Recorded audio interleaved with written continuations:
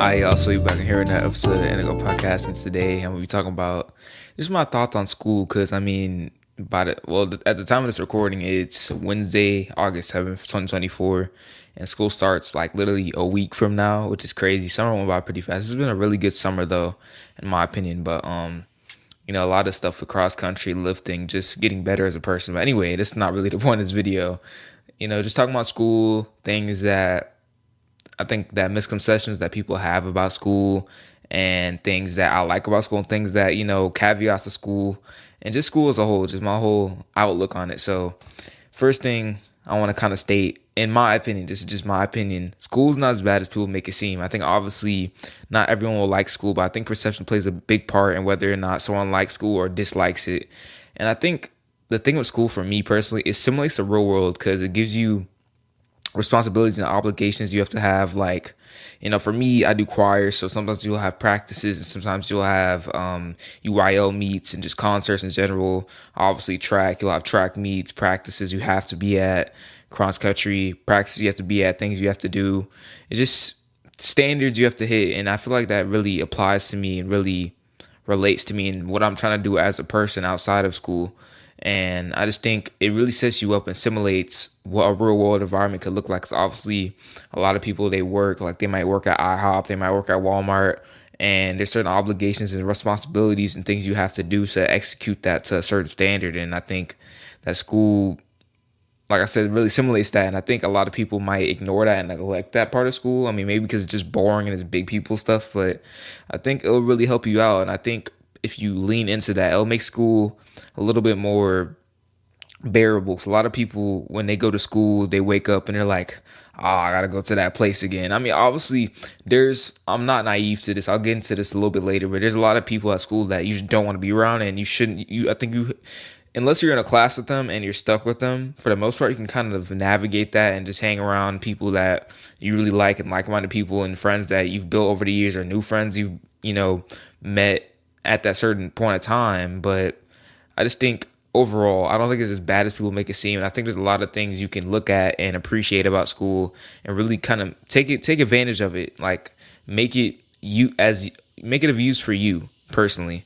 But also, like I just said, school isn't rainbows and butterflies. I know that sometimes you may not want to go to school. Not everyone wants to go to school every day unless, you just really enjoy it. But I just think the intentionality and consistency required for like assignments, projects, and stuff in general, because you have to be, I think a lot of those assignments, especially like if you have certain teachers, like homework, it's literally just being consistent in doing the work, like literally just the action of doing it, and they'll give you 100.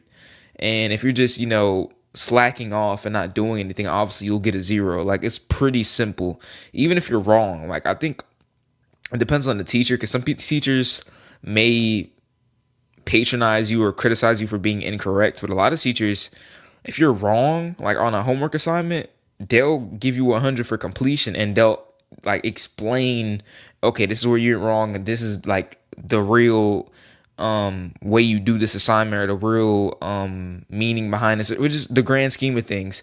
And I think that's good that certain teachers do that, because it shows you that failure isn't bad. Failure just teaches you a lesson. Failure subjects you to the unknown and puts you in situations where you can build resilience and really build confidence in yourself. And I think, there are some teachers that like will be like, oh, you're wrong, like I was right. I think like at least the school I go to, teachers are pretty chill, and if you're wrong, you'll explain. But I just think it's a problem when being wrong like becomes the norm and you're just not even being intentional. I think if you're actually trying to be consistent, trying to be intentional, and trying your best, the teacher will be like, okay, this is how you do this. This is the right answer, and you're good. Like, just make sure you take that and apply it. But first thing, I just don't think school is as bad as people make it seem. Obviously, some people like school more than others, but I think perception is the main thing, how you look at it and what you take from it as a whole. But kind of speaking of that, like, be intentional with the classes you choose. I feel like that's the one thing I liked about going into middle school, like, because they sit you down, like in the LGI normally, and they give you a list, like you might, I believe, like, well, not in middle school, I don't think, but like computer. What is computer? Computer. Computer. I don't know why I just said like that. Computer science, fine arts, like choir, art, orchestra, band. You got like track, basketball, football, because in elementary you didn't have that choice. And I just think you got to be intentional and be aware of what. I mean, obviously in middle school you're probably not going to know what you're doing at 17, but just kind of have an idea of how this is going to benefit you when you leave and you graduate your 12th grade year. Because I think a lot of people I mean, I know some people might pick a class just because so and so's in it, which is cool. But if you're just in that class and so and so's in it and you're not taking anything from that class, I see literally no point. I feel like you'll be even more discouraged and lost if you go that route because you won't even know what you're doing. But let's say you have an art background, you drew a lot when you were younger, and you're like, okay, I want to take art. That will help you perfect your art and build on your craft and sharpen your axe over time. To when you graduate, you might want to do digital art, so you might want to draw. Well, you do draw paintings, but paint paintings and make a profit off of it possibly and make it your whole career because you generally like doing that. I just think maybe if you just pick a class just because so-and-so's doing, or just pick it because it's popular and you have no type of love or passion for that. I mean, this applies to real life. It kind of, goes into what I just said. Like, it should apply to your real life. But if it's just nothing, like if you're doing swimming and you want to run, why are you swimming? You know what I mean? So you should pick something that you really care for and that you really are interested in. You see, maybe it could be an avenue you could take when you graduate, but I just think people should take advantage of this freedom and really, you shouldn't overanalyze and be like, oh my gosh, like I don't know what class to pick. Like, okay, just think of, okay, what might I want to do? Kind of think about it for a second and then just pick a couple classes, but just take what you can from classes because you get to pick them for the most part. Obviously, they're under subgroups like mathematics, social studies, science. They're under umbrellas, but under those umbrellas, there's a lot of subgroups. Like you got microeconomics, macroeconomics, I believe. Statistics, what I took last year, which I really liked. If you never took statistics, I would recommend it. You got physics 1, AP Lit, dual credit. It's a lot of APU's history, world history. There's a lot of subgroups that cater to different demographics of people. So I just think you should really take that into account and really help that motivate your decision and help that influence what you really want to do and how. And well, not really. Let me put it in a better way. Help you craft a decision on what you want to do when you leave, and it'll help you give you the tools to really execute that to the best of your ability. But third thing I'm gonna talk about is community. I've met a lot of people, and one guy I gotta mention, Ant. I know Ant watching this, so I'll shout out to Ant. But I met this dude in 6th grade, and we've been friends ever since. So it's a prime example of you meet some pretty cool people, and just a lot of my coaches too, and a lot of my friends I've met. You know who you are. So obviously I've realized as soon as I got into like 8th grade, I realized a lot of those people just come and go. Like they'll be there for the moment and they'll leave. They're not solid friends. They're just kind of acquaintances. But those people that really stand out, you should really hold on to them and really build that relationship as y'all get old. It's really cool to say, like for Ant, for example, I met this dude in 6th grade and I'm very, very positive I'll be talking to this dude when I'm like 50 and like our kids will be hanging out together. Like that'll be really cool.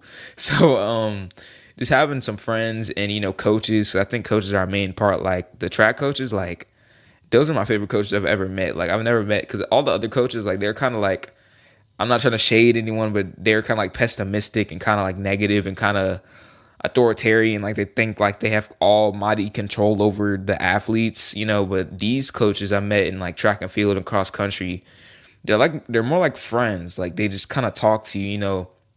Obviously if you're doing something incorrect, they're gonna be like, okay, do it this way, but they're not yelling at you and bashing you and calling you out your name and cussing you out and stuff. They're just being, all right, this is what you did wrong. Like they're not no yes men, and they're not catering to you and like going with everything you do and saying it's right. But when it's wrong, they call you out. Well, not call you out your name, but like they'll address it and be like, okay, this is how you do it and this is how you can be better. Because I think the main thing is pushing people to be better and holding them to a standard and not just being yes men and be like, okay, yeah, that's cool. Yeah, that's cool. But in reality, you're being OD and you don't know what you're doing. So I just think it's cool to have some people that you meet and people that really relate to you in a sense, and people that are just solid friends and just really, because you build a lot of memories with those people, and it's a lot of funny memories I've built with a lot of like close friends and coaches, and it's just really you can tell your kids about it. It's just really cool to experience. And I think a lot of people can agree that you build and meet most of your friends from school, like, to be honest. And obviously you might have online friends. Like, I have online friends, but a lot of those friends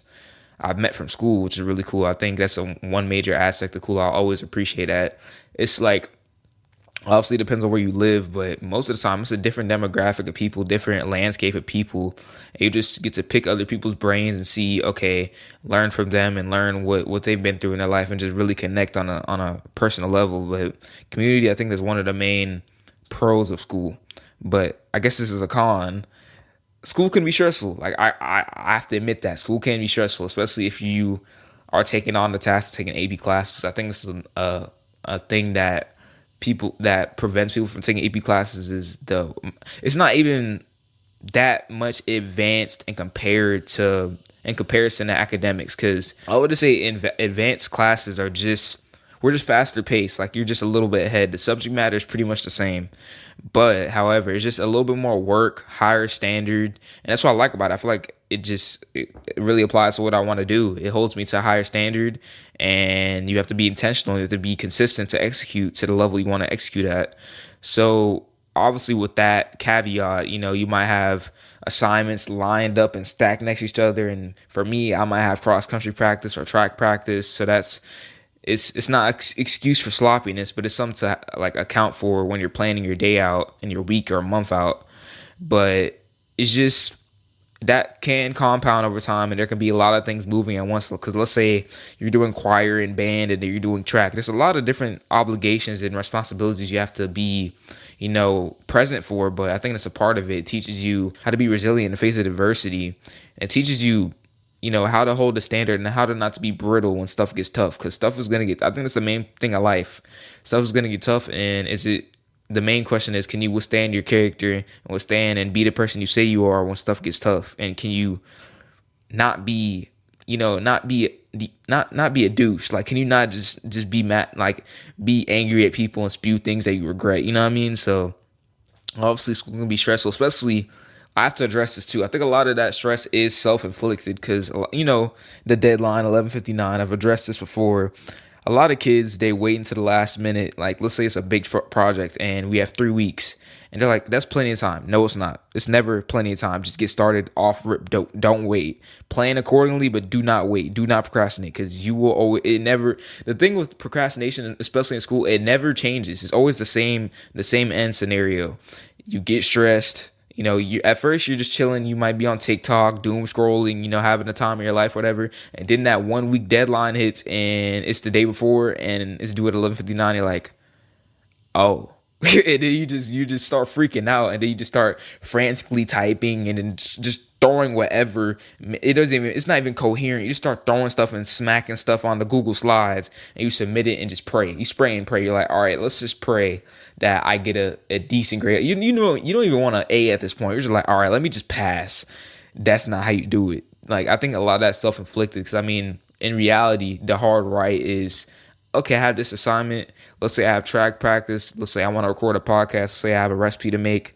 Okay, let me plan this to where I can get this done and get everything else I want to get done. But let me just plan it accordingly to where it fits, and I'm not literally losing my mind the day before, because you'll lose sleep, and that will just derail your whole life it'll just be bad. It's not good.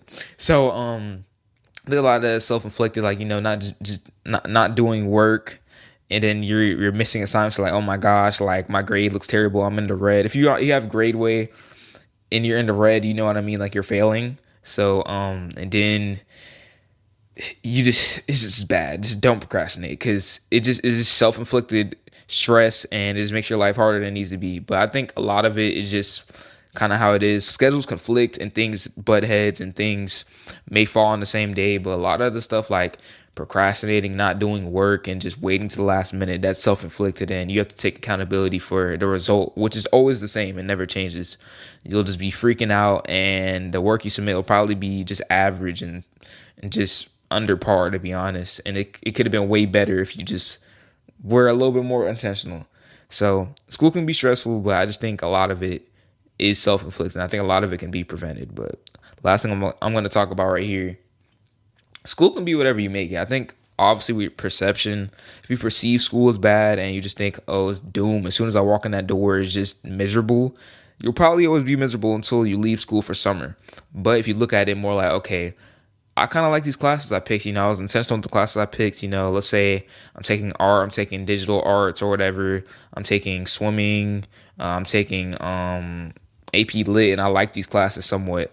You'll feel more. I'm not saying every day you're going to be super motivated. You shouldn't be motivated every day. That's when discipline comes in. But you'll be more partial to actually doing the assignments and, being consistent, being intentional, and doing what you have to do in school. And you'll actually take more from it rather than if you just took a random class and you're just sitting there, not just wasting away. You're not really doing much. So I just think if you dread school and let that influence your actions, school will be just bad. Like, it won't be good. You won't look forward to it. You'll dread every day you walk in that hallway. You'll dread every class you're in. And then when you go home, you'll be like, oh, I don't want to go back to that place. But if you just look at it, okay, this is an opportunity to learn about myself, and this opportunity to, really subject myself to different types of adversity. Because I think not all adversity is the same. I feel like it's all the same principle, but I feel like different adversities can make you more adaptable, because not every situation is the same, and not every thing that hits you in life is going to be the same, and you have to think of different tools and ways to tackle it. So ultimately, I just think school can be whatever you make it. I mean, just like anything else, the way you perceive it and your actions or your standard, if it's low, school's going to be pretty bad for you and you're not going to like it at all. But if you hold yourself to a higher standard and you execute to the best of your ability, and you look at, I'm not saying it's going to be unicorns or rainbows, I'm not saying that, but you look at when the best in situations, it'll probably be better for you and you'll get through it. And I think anyone can get through anything if they put their mind to it. So yeah, that's my thoughts on school. I think school isn't as bad as people make it seem. I don't think it's the best thing in the world, but I don't think it's bad. I mean, it doesn't really bother me. I just go there, do my assignments. It's some pretty cool people there. You get to hang out with more people, build better relationships. I think there's a lot of friends. You don't really talk to them during summer, but once school hits, y'all are like this, like y'all are super tight knit, and I really appreciate that. So, and then, obviously I like track practices a lot, cross country practices. I look forward to those a lot. And those are just a lot of funny stuff and a lot of just tomfoolery that happens there. So I really appreciate that too. So I don't think it's that bad. I think it's cool. It's not my favorite thing in the world, like I just said, but I don't mind it. It's cool. But I think your perception on school can change based on how you view it. I mean, obviously people are going to like things differently than others, but obviously you have to go to school, but just make the most out of it and perceive it the best you can. But the last thing I'm gonna talk about here, I was gonna mention sports, but I kind of already did, so I'm gonna kind of just breeze over that. But I'll kind of talk about it. So basically, obviously my favorite sport is track, but I just think with sports, it kind of brings people together and it just builds more community, because obviously some coaching environments aren't the best and a lot of students have beef. What is beef? Is a lot of athletes, that's what I'm going to say. A lot of athletes have beef with their coach, but I think overall, at least the coaching environment I'm in right now, like I said, they're really like friends, and they hold you accountable and they bring you up when things may not seem the best. And I just think it can be a really good environment, a really good learning experience. So if you don't do sports, if you just don't like sports, obviously you should do some type of physical activity. But if you don't like sports, that's fine. But if you want to try a sport, I would recommend it, and try and put yourself around some good people. And obviously you can't pick the coach, but if you have a good coach, you should really appreciate that and have gratitude for that. I think you should really learn from it and really take the most out of it you can. But last thing I have right here is just a saying I like, and the saying is, if you're worried about competing with someone, you are not consumed enough by your own work. Because I think I've seen it too, like a lot of people, and I've done it before, like a lot of people try and compete with people and they just get discouraged when, maybe they beat them, or maybe it just doesn't go to plan. And I just think that disregards people from their own journey, and that it takes people off of their own course. And I think the main goal is, okay, are you better than you were a month or two ago? Because if I compare myself to a month or two ago, I would say I'm better, because I've learned more and I've built more resilience, and I've just been more aware of things and the way I can navigate things. And I just think if you're just worried about competing with someone, you'll never really experience that, because you're just chasing someone else instead of chasing yourself. Because I think it should really just be you versus you, to be honest. I'm not naive. Obviously like the Olympics just happened. If Noah Lyles like, I'm not competing with anyone, I'm just gonna run my time. I mean, obviously he's fast, but obviously if you're racing with someone, in my opinion, and it's been like people can attest to this, someone being in front of you just pulls you to a PR. So you're competing with them at that moment, and you're being competitive so you can push yourself to be better. But I think in the grand scheme of things, if you're just competing with someone just because you're I think it's kind of, I realized I was thinking about this the other day. I think it's just a fear. Because, I mean, why would you be? I don't think you should be worried, because if you're competing with yourself and you're worried about yourself, you have nothing to worry about. So I feel like that just brings a lot of worry. Because if you're worried about competing with someone, I think it's the fear of failure, the fear of not being praised. Because I think if you compete with someone, you're trying to do it so they can praise you and shout you out and be like, okay, I see you. But I don't think you really find that when you're competing with yourself, because it's more self-praising. Like, can you praise yourself and be like, okay, I did that. Okay, I've gotten better. Because but when you're competing with someone, I think it's the other way around. I think you're just trying to seek approval. You're trying to seek, okay, like kind of like an ego boost, kind of, because you're like, okay, I'm over this person, I beat this person. So you're like, okay, your ego is like, all right, I'm better than this person. But in reality, you should try and be better than you. So I think a lot of people just try and compete with others, and it just drives them kind of crazy. Like, they're like, oh my gosh, like, I didn't beat this person, or they're better than me, and their self-worth is just distorted. So I think I really agree with this, because I think if you're competing with someone else, you're not even focused on yourself. You're not even focused on, okay, I want to do this, or I want to go out and do that. You're not even worried about yourself. You're really unpresent. And obviously, I'm trying to work on being more present too, but I just think that just draws you out even more. But that was a saying I liked, and that was just my thoughts on school. Obviously, we start school. By the time, I think this will drop Monday, so I don't think this will be out by the time school starts. But this makes school, this is my last year, so I'm getting old, so I'm going to, hold standard, make the best out of it, and just stay consistent and apply that to my schoolwork. But y'all can do the same too. Just be consistent, do the work. Because honestly, a lot of that stuff is just completion grade. So just turn it in.